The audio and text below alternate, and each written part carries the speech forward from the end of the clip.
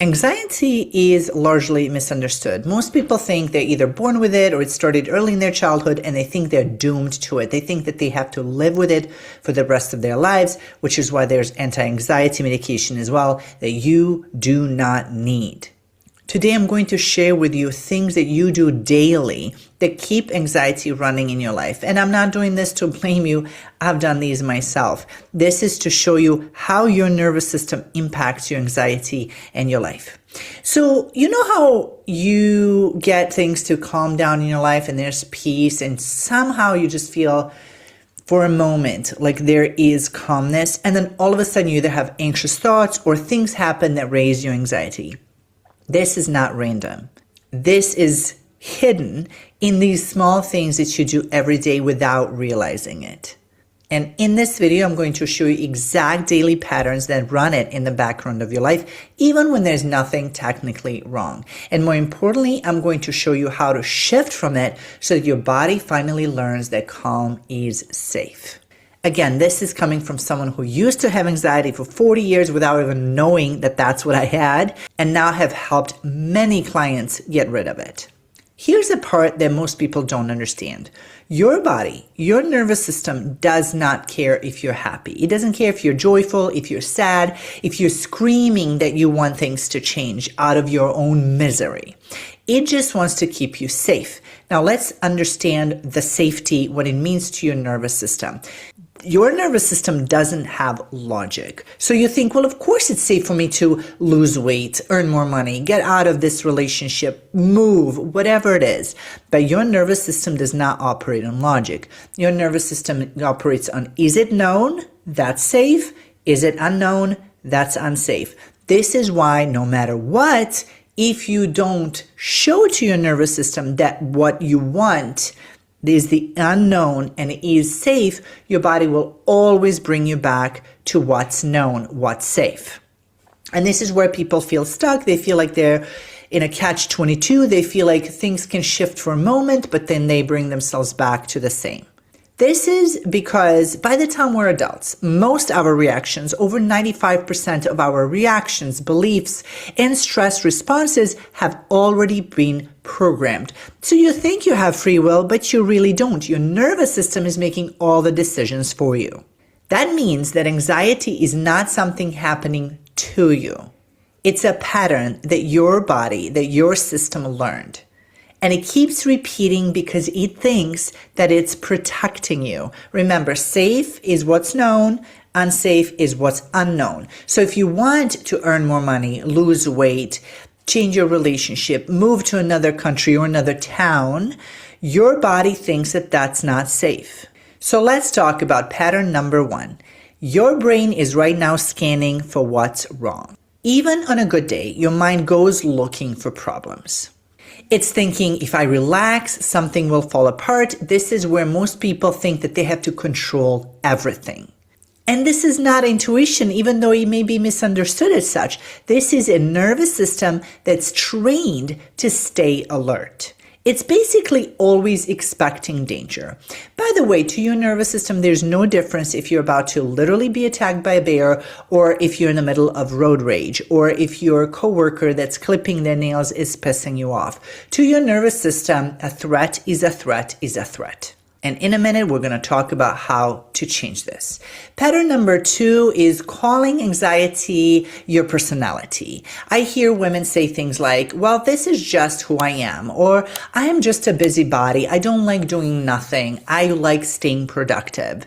That's not who you are. That's what your body learned to feel safe. We have fight, flight, freeze, fawn. Flight is the one where you're having to stay productive, where you can't sit still, where you need to always be moving, because that allows you to keep yourself busy and avoid feeling what's underneath. Pattern number 3 that I see most commonly is using thinking to fix a body problem. This is so common. I don't think I've ever met someone who doesn't do this. You're basically trying to think your way out of anxiety. So when anxiety hits, the logical part of your brain goes offline. Your prefrontal cortex goes to sleep. Now that prefrontal cortex is not only logical part of your brain, it's logical, decision-making, problem-solving part of your brain. So the harder you think, the louder your anxiety gets, because you're only left with the reactive and emotional parts of your brain. And this is why reassurance or talking yourself through it doesn't really last. The pattern number 4 that I see most commonly is waiting for calm instead of training it. See, most people want to wait to feel calm before they slow down. They're waiting for life to present itself calm.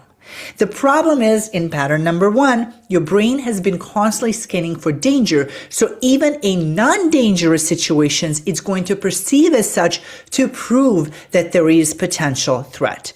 This is why you can't wait for things to slow down. You want to flip it. Because calm isn't a feeling to wait for, it's a state that you practice. Now, if this pattern doesn't change, your anxiety doesn't fade. It becomes even more familiar. It's like even though you logically don't necessarily like having anxiety, your body knows that's familiar, that's known. I actually know how to handle this. I actually don't know how to handle calm. And one more pattern that I want to mention before we get to how to relieve ourselves from it is treating anxiety as the enemy.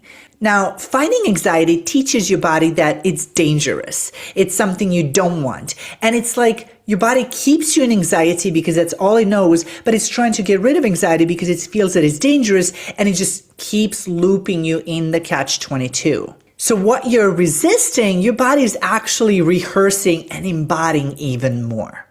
Okay, let's talk about some somatic practices. Something that's quick, something that's different, and not just deep breathing again. So let's interrupt this right now. Place one hand on your chest and the other on your belly. Now you can pair this up with taking a few deep breaths, but I want you to be there for a moment, feeling your heartbeat and feeling your breathing. You're not necessarily having to change it. And just stay there. Observe what you're feeling underneath your fingertips. Feel your own touch. Bring yourself back into your body. Again, this will naturally start making your breath different, but I've had clients who had a hard time taking deep breaths. So just staying there, touching your body, connecting with your body is what you need. The next thing you can do is gently press your feet on the floor and explore a little bit more of what it feels like. What is it that you're feeling underneath your toes? What is it that you're feeling underneath your feet? What else are you feeling in your body right now?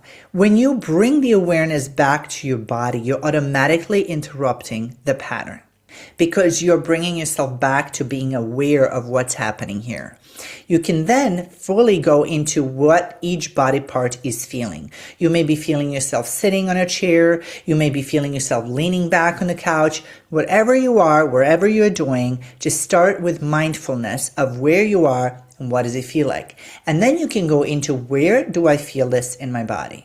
And just kind of observe. You may want to close your eyes for this because it kind of helps you not see and not be distracted. So just close your eyes and just go, where am I feeling this body? And then let your body answer that. And just gently send love into that space. You can just sit with it or you can send love into it. Let's say you feel it in your chest. Okay, I'm feeling it. I'm feeling your anxiety. All right. I'm allowing you to follow through. I'm allowing you to flow through. I'm allowing you to be there. It's okay. Normalizing it. You see what I'm doing? I'm not trying to fight it. I'm not trying to get rid of it. I'm allowing it space. Another practice I want to share with you is slow head turn or slow eye turn as well. You can slowly turn your head to the left and slowly turn it back. Go all the way to the right. While you're doing that, you can do a few different things. You can name things that you see in the space that you're in. So let's say I'm looking for white things. So I'm going to look around for all things that I see white and I'm going to name them. These are very simple practices. And I know first time I was learning this and exploring this on my own, I thought there needs to be more. I have to do more. And the truth is you don't. Because these are the simple practices that tell your body, I'm here. I am safe. There's nothing wrong with me right now. There's nothing to fix right now. It's as simple as that. Now, my favorite one is the deep breathing one. And if you've watched my other videos, you've probably heard me talk about it. But basically, you're just taking deep breaths. Inhale through your nose and make the exhale longer. Exhale through your mouth. You can also do the ha sound. So breathe in, ha, out. Do that a few times. Again, it's not about complicating. It's actually about simplifying it, because your body is expecting having to do more, because we've been taught that through the hustle culture. And when you're in fight or flight, you're feeling like you need to use that energy somewhere. Now, through this work, you're just bringing yourself back to the present moment, because anxiety is your thoughts running about what can potentially happen out there. And now, after this video, I have 3 questions that I'd like for you to answer. You can leave this in the comments as well. And this is also just for you to do the work, whether you're journaling or just answer them for yourself. Just don't allow your brain to say, I'll do this later. All right, question number 1. What does your anxiety think it's protecting you from? The second question is, what happens when things get quiet? Right? Like, what does that silence say to you? And the third question is, what would feel unfamiliar but safe instead of productive? These are not necessarily easy questions to answer, because your brain doesn't like to use brain power to answer questions that may be tricky for it. But it's very important for you to understand this, because you're going to find out that you've been feeling somewhat safe in the familiar productivity. And that's not who you are. That is where you need to learn to rest and recuperate without guilt, shame, or self-judgment. This is exactly the work that I do in my coaching and membership programs, not just about calming anxiety, but retraining patterns behind it. And it's way simpler than you would expect. If you'd like further support with this, please click in the description. I'll leave the links on how to work with me there. And make sure to hit subscribe, because there's more awesome content coming for you.